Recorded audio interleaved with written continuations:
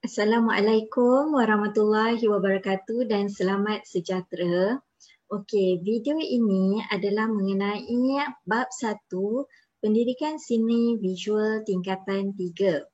Okey, so cikgu akan terangkan tentang bab 1 Pendidikan Seni Visual ni di dalam PowerPoint yang akan cikgu sharekan ni lah. Okey.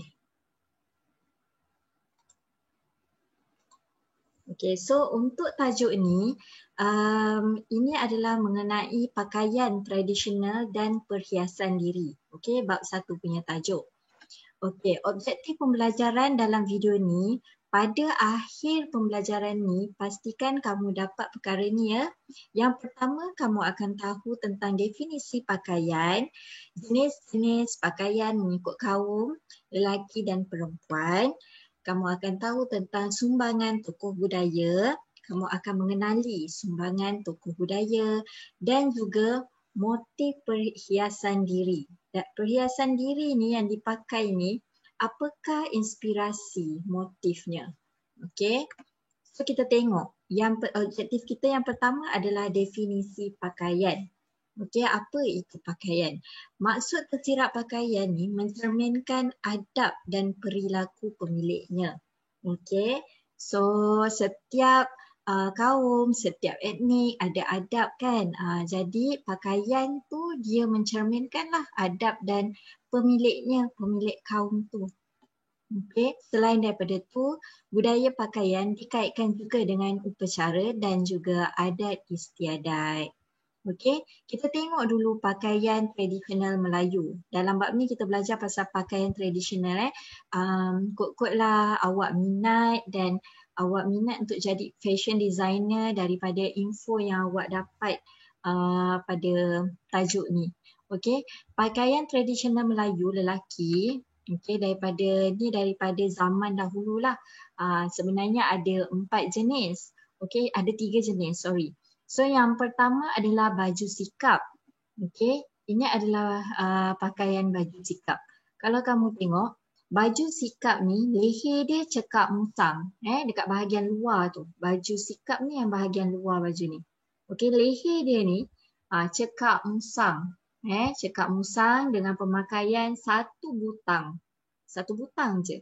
Anak baju dekat bahagian dalam. Okey, dipadankan dengan baju sikap yang berpotongan lurus. Okey, belahan di hadapan. Okey, macam ni lah. Baju sikap ada belah kat depan. Okey, potongan dia lurus, ada satu butang.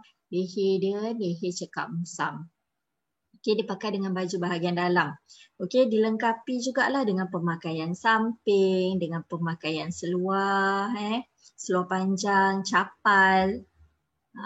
Orang dulu lelaki dia pakai capal, pakaian tradisionalnya. Lepas tu dilengkapkan lagi dengan perhiasan seperti tengkolok dan juga keris. Tengkolok yang pakai kat kepala ni lah. Okey, seterusnya baju tradisional Melayu yang kedua untuk lelaki adalah baju Melayu cekak musang. Ini adalah baju Melayu cekak musang. Masih diguna pakailah sampai sekarang. Okey, waktu hari raya, majlis orang nak kahwin ke kan, nak nikah ke, kita kebanyakannya nampak pemakaian baju cekak musang ni.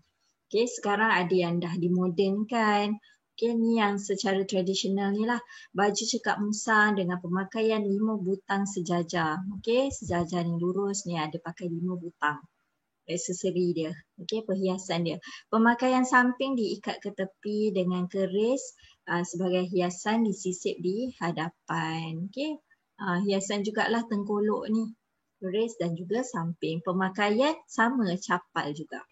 Okey, yang ketiga baju Melayu Teluk Belanga.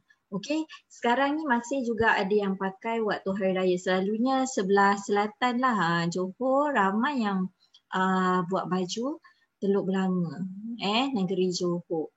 Okey, baju Melayu Teluk Belanga ni pemakaian dia satu butang je. Leher dia macam ni. Lain daripada cekak musang beza dekat bahagian leher. Satu butang. Pemakaian kain atau samping di bahagian luar turut dikenali sebagai kain dagang luar. Dia pakai ni. Ni panggil kain dagang luar lah bila kain tu kat luar. Okey, kalau kain tu kat dekat bahagian dalam baju, kita panggil dia kain dagang dalam. Pemakaian baju Melayu Teluk Belanga ni selalunya dengan songkok. Dan juga capal juga hiasan dia. Dia tak pakai dengan tengkolok. Okey. Ini merupakan perhiasan untuk kaum perhiasan tradisional lah untuk kaum Melayu lelaki. Okey, kalau kamu tengok butang untuk baju cekak musang ni, macam ni, kamu familiar lah dengan butang ni. Bersusun macam ni. Kalau Teluk Belanga boleh juga pakai macam ni ataupun boleh pakai yang brooch tu lah. Lepas tu yang ni tengkolok. Ni capal. Capal tu yang slipper lah, alas kaki yang dipakai oleh lelaki, kaum Melayu lelaki. Okey. So ni tengkolok. Tengkolok ni diperbuat daripada lipatan kain. Okey. Ni keris dan juga semutar. Semutar ni selalunya kaum Melayu dekat pantai timur lah yang banyak menggunakan semutar. Kain yang panjang tu dia lilit-lilitkan dekat kepala sebagai perhiasannya. Okey, seterusnya pakaian tradisional Melayu perempuan. Okey, untuk Melayu perempuan ni pakaiannya ada 4 jenis. Okey, yang pertama baju kurung Teluk Belanga. Okey, bila sebut Teluk Belanga, leher dia mesti yang macam ni, bulat macam ni. Leher dia bulat, beza dia. Dia satu butang ataupun kerongsang dipakai di leher baju, mempunyai pesak ataupun kekek. Okey, kain tersusur tepi. Bersusun kain tu dekat tepi, dia lipat dekat tepi tu kan. Kalau perasan baju sekolah macam tu lah. Kain lipat kat tepi, dipanggil sebagai ombak mengalun. Okey, untuk pelengkap gaya, perhiasannya adalah 3 cucuk sanggul. Ni pakaian tradisional waktu dulu. Okey, so yang ini pula baju kurung Kedah. Baju kurung Kedah dia punya lengan dia macam ni. Perasan. Okey, leher dia pun leher Teluk Belanga. Okey, perhiasan kalung papan ni, ni ada ditambah dengan perhiasan kalung papan. Okey, kain lipatan bertangkup atau berselisih di hadapan. Okey. Seterusnya adalah baju kebaya yang ketiga, baju kebaya. Ni pun masih lagi ramai yang pakai sekarang baju kebaya. Berbelah di bahagian hadapan, kamu biasa juga tengok kan baju kebaya. Kerongsang ibu dan anak 3 sejajar, kan ada kerongsang. Kalau baju kebaya waktu dulu memang dipakai dengan kerongsang. 3 anak, 1, 2, 3 dekat sini. Okey, perhiasan cucuk sanggul di kepala. Okey, yang keempat, baju kurung cekak musang. Okey, tengok leher dia tu yang beza. Cekak musang macam ni Pemakaian 3 butang di dada, sanggul lintang macam ni.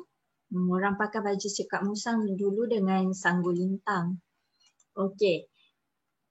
Yang ini pula adalah baju riau pahang. Banyak baju tradisional Melayu perempuan ni, jenis dia. Baju riau pahang ni leher dia sama macam tadi, baju cekak musang. Ada potongan pesak gantung. Ni potongan pesak gantung. Perhiasan doko di dada. Okey, sanggul lintang. Dan juga ditambah dengan gendik. Gendik ni dia macam crown lah. Dipakai dekat dahi sebagai pemanis dahi waktu zaman tu. Okey, so untuk yang perhiasan pula, kita fokus pada perhiasan pula untuk perempuan. Okey, yang ni. Yang ni kita panggil gendik. Gendik ni perhiasan yang dipakai pada bahagian dahi yang dikenali juga sebagai pemanis dahi lah. Kamu boleh google ada macam-macam jenis gendik. Ada macam-macam bentuk gendik. Okey, yang kedua adalah tali pinggang. Okey, tali pinggang ni berfungsi sebagai pengikat bagi kemasan kain sarung. Kalau pakai kain sarung, dulu dia pakailah sekali dengan tali pinggang. Okey, lepas tu yang ini pula kita panggil pending. Pending ni dekat bahagian depan tali pinggang tu. Okey, bahagian depan tali pinggang tu, dia sebagai kepala lah, kepala tali pinggang. Okey. Lepas tu cucuk sanggul. Cucuk sanggul ni dipakai satu ataupun satu set lengkap. Set lengkap tu ada 3, 5 atau 7 sebagai perhiasan dekat kepala. Orang dulu diikutlah pakai baju apa sesuai dengan apa. Macam baju kurung, teluk belanga dia pakaikan dengan cucuk sanggul. Kira baju tu dia sesuaikan dengan perhiasannya. Okay.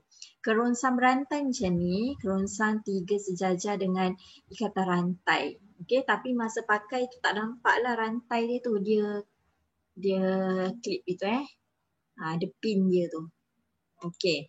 Lepas tu gelang tangan. Terdapat pelbagai jenis gelang tangan, antaranya gelang tangan berlarutan, gelang tangan pintal dan juga rantai tangan. Okey, ada macam jenis lah kalau perempuan pakai gelang tangan ni.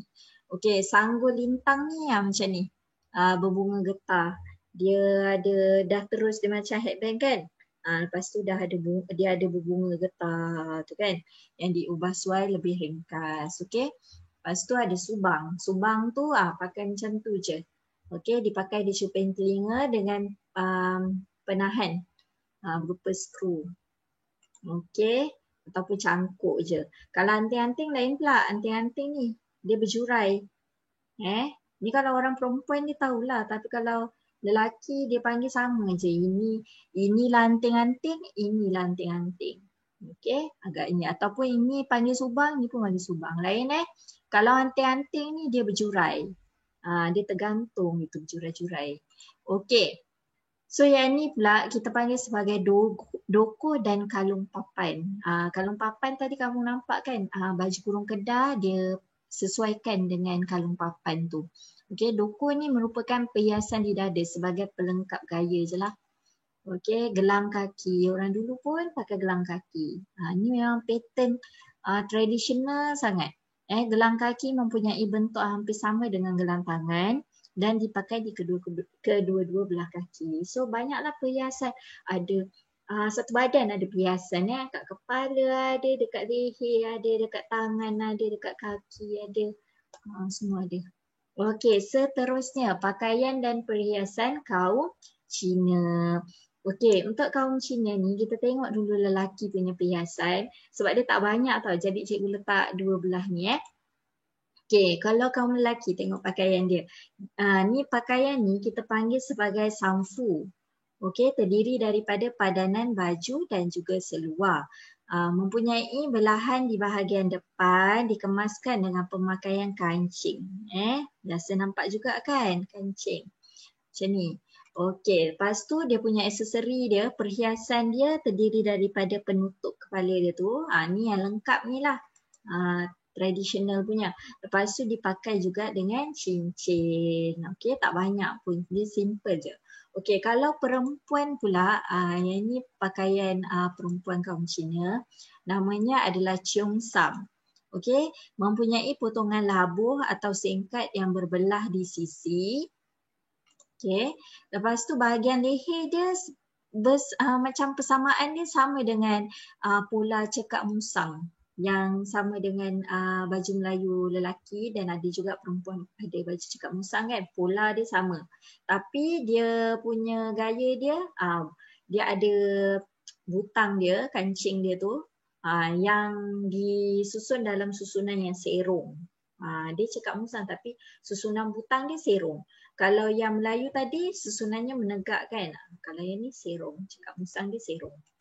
Okey, fabric yang digunakan untuk buat baju ni antara sutera ataupun fabric brocade. Okey, so hiasan dia dekat kepala ni cucuk sanggul dan juga dia pakai gelang tangan. Okey, tu pelengkap gaya dia lah. Okey, kita tengok pula pakaian dan perhiasan kaum India. Okey, untuk lelaki, ni tradisional juga, pakaian dan perhiasan tradisional kaum India. Okey, untuk lelaki ini pakaiannya, okey, namanya adalah dhoti. Okey, sehelai kain panjang yang dipakai oleh lelaki kaum India secara melilit di pinggang menggunakan teknik ikatan tertentu. Kain ni tapi nampak macam seluar sebab dia dah gunakan teknik ikatan tu, nampakkan dia macam ni. Okey, lepas tu digayakan dengan baju yang bervariasi. Antaranya macam ni lah. Okey, tundu ataupun selempang diletakkan di bahu. Okey, ni tundu. Kain macam ni diletakkan dekat bahu. Okey, kita tengok pula perempuan punya baju tradisional India. Okey, namanya macam ni sari. Okey, sari menggunakan kain ela bersaiz antara 5 hingga 5.5 hingga 6 meter panjang.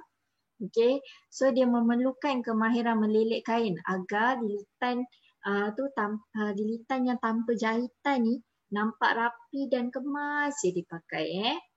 Okey, lepas tu dia ada perhiasan macam gelang kaki sebagai perhiasan. Lepas tu dia ada gelang tangan yang banyak. Selalu kita nampak gelang tangan dia memang bentuk macam ni kan. Okey, bulat-bulat banyak-banyak tu. Okey, tradisionalnya. Lepas tu dia ada perhiasan kepala. Okey. Ini pula baju perkahwinan kaum India. So ini baju perkahwinannya lah.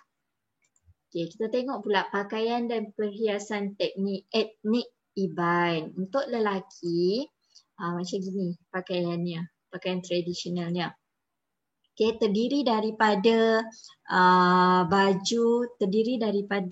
baju bahagian dalam. Dia ada baju bahagian dalam dengan luar. Baju bahagian dalam dia dipanggil sebagai baju burung. Okay, baju bahagian luar dipanggil sebagai baju burung. Ni.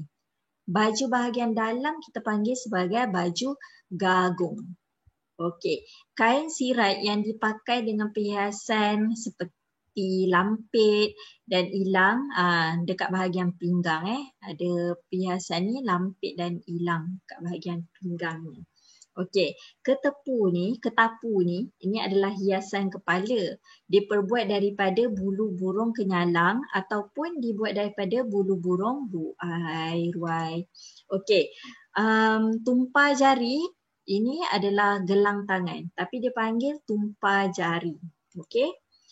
Tumpah betis pula adalah gelang bahagian bawah lutut. Dia pakai juga, ada yang pakai juga tumpah betis ni gelang sebenarnya di bahagian bawah lutut sebagai pelengkap gaya. Okey, perempuannya pula memakai hiasan kepala yang dipanggil sebagai sugu tinggi. Okey, lepas tu ada selampai dan rawai pada bahagian dalam baju. Okey, bahagian dalam baju diikuti dengan marik empang dan dihiasi dengan tali hujan. Okey. Benda ni semua ada dalam buku teks awak juga. Kalau awak nak tengok mana satu tali hujan, mana satu marik empang. Okey. Bahagian pinggang dipanggil sebagai sementing ringgit dan juga lampit. Okey, kain karab dengan kemasan pating kain dipakai sehingga ke bawah lutut. Ni Okey. Perhiasan seperti simpai pirak, tumpah, buah pau. Ini perhiasan yang dipakai lah. Simpai pirak, tumpah ni gelang. Buah pau ni. Okey. Pereca ni dekat bahagian tangan dia. Ni pun merupakan salah satu hiasan dia. Okey, hiasan tambahannya. Gurucung dekat bahagian kaki ni. Gelang kat bahagian kaki ni. Ni lengkaplah pakaian tradisional etnik Iban. Okey, kita tengok pula pakaian tradisional etnik Kadazan. Untuk lelaki, etnik Kadazan ni, okey, sebelum tu dia terbahagi kepada dua. Kadazan Papa dan juga Kadazan Penampang. Kadazan Papa ni kumpulan dia lebih besar berbanding dengan Kadazan Penampang. Okey, pakaiannya baju berlengan panjang yang dipanggil sebagai sia. Okey, dipadankan dengan seluar. Seluar ni dipanggil sebagai suva. Okey, sandai diletakkan di bahu. Okey, sigai ini adalah penutup kepala. Okey, perempuan pula ini pakaiannya. Okey, dia pakai sia. Sia ni adalah baju ni, baju bahagian luar ni. Separas pinggang bajunya. Lepas tu ada baju bahagian dalam warna putih. Dipanggil sebagai sia'id sahum. Okey. Lepas tu gonop. Gonop ni kain separas lutut. Dan dipakai juga dengan perhiasan rupiah atau lupiah di bahagian pinggang. Okey, lepas tu dia pakai juga bolilit. Bolilit ni gelang di kedua belah tangan. Macam awak perasan, kalau untuk etnik Kadazan dengan etnik Iban ni, nama gelang dia beza. Dia ada nama dia. Bolilit ni, gelang sebenarnya. Tapi dipanggil bolilit. Okey, bahagian kepala ni dia ada bahagian dalam yang dipakai. Ni bukan rambut Ni dipakai bahagian dalam kepala. Dipanggil sebagai sondong. Okey, lepas tu dia tutup dengan suwing. Ni namanya suwing bahagian luar kepala. Okey. So seterusnya cikgu nak kenalkan kamu semua dengan tokoh budaya lah. Tokoh budaya ni dia bukan sembarang-sembarang, dia banyak sumbangannya kepada budaya kita Okey, ada dua orang yang cikgu ingin kenalkan di sini. Satu Azah Aziz dan satu lagi adalah Prof. Dr. Siti Zaitun Ismail. Okey, kita berkenalan dulu dengan Azah Aziz ni. Okey, tokoh Azah Aziz yang pertama ni Apa sumbangan beliau? Okey, sumbangan beliau dalam tekstil dan juga busana Melayu. Okey, dia buat buku Songket Satu Warisan Malaysia pada tahun 1999 dan Rupa dan Gaya Busana Melayu pada tahun 2009. Okey, sumbangannya dalam buku Rupa dan Gaya Busana Melayu tu, dia ada menghimpunkan ciri, unsur, sifat, adat resam dan juga artifak yang mencerminkan nilai estetik masyarakat Melayu zaman dulu. Okey, so kalau nak kenal masyarakat Melayu, estetik kita yang mungkin sekarang dah lama hilang, kita bolehlah cari buku ni buku Rupa dan Gaya Busana Melayu. Dari situ kita boleh kenal nilai estetik masyarakat Melayu pada zaman dahulu. Okey. Seterusnya, peranan beliau sebagai tokoh budayawan Malaysia berjaya memartabatkan pakaian tradisional Melayu. Okey, dia buat rencana, dia buat ceramah, seminar dan juga pertunjukan pakaian. Tu pertunjukan fashion lah kepada masyarakat tempatan dan juga luar negara. So dia kenal kita punya estetik. Dia kenal estetik Melayu dan dia kembangkan lagi. Itu sebab dia menjadi tokoh budaya. Okey. Okey, selain daripada beliau, Prof. Dr. Siti Zaitun Ismail ni pun banyak menyumbangkan ilmu. Beliau pula menyumbangkan ilmu sebagai tutor pada tahun 1976 hingga 1979. Okay. Menjadi pensyarah pada tahun 1980 hingga 1990 serta Profesor Madya dan Profesor hingga 2007 dekat Universiti Kebangsaan Malaysia UKM. Okey, sumbangan ilmu dia sebagai beliau adalah sebagai Profesor Sejarah Seni, Estetika, Falsafah Kebudayaan dan Kesenian dekat UTM. Pada tahun 2014 hingga 2016.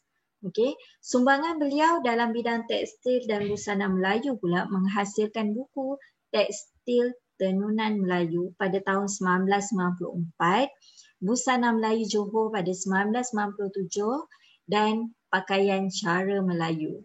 Okey, so ada beberapa buku lah yang dihasilkan. Kalau berminat kamu boleh carilah buku-buku tersebut. Okey. So kita tengok pula apakah inspirasi sebenarnya motif perhiasan diri. Daripada mana kaum Melayu, kaum India, kaum Cina, kaum Kadazan, kaum Iban dapat buat pelbagai jenis motif. Okey, motif tu macam bentuk corak-corak yang ada pada dia punya perhiasan tu. Daripada mana inspirasi tu dia orang dapat. Okey, kita tengok Kadazan dulu. Okey, kaum etnik Kadazan, kalau kamu tengok dekat dia punya topi dia ni, siung yang dipanggil siung ni, bahagian luar, ni perempuan kan pakai. Okey, dia ikut motif geometri. Daripada corak geometri. Okey, lepas tu tengok kaum Melayu. Kaum Melayu, kalau tengok pending ni, banyak motif teratai. Okey, rantai dia ambil motif organik. Okey, gelang motif geometri juga.